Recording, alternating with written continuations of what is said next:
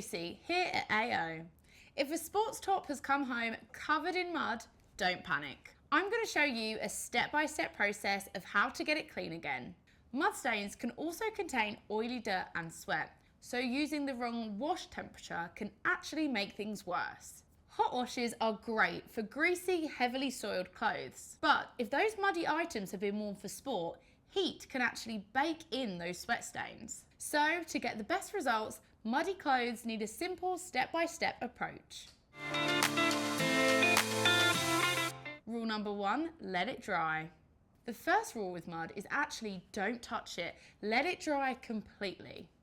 I know it might be tempting to put it in the wash straight away, but wet mud can actually get pushed deeper into the fibres, and this makes the stain harder to remove.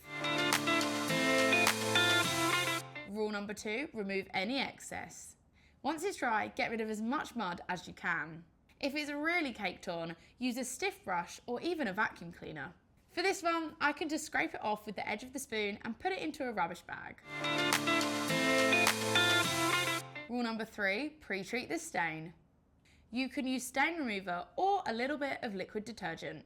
Rub it straight on the stain with your finger and leave it to work its magic for 15 minutes. It's worth noting if you do have grass stains alongside the mud, pre-treat that at this stage as well, as grass stains act like a green dye, so will do better in a cooler wash. Rule number 4, wash on the right temperature.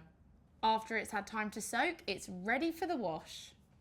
Now this bit's important. If there's any sweat or blood on the clothing, start with a cold wash. That's going to help those stains from setting in.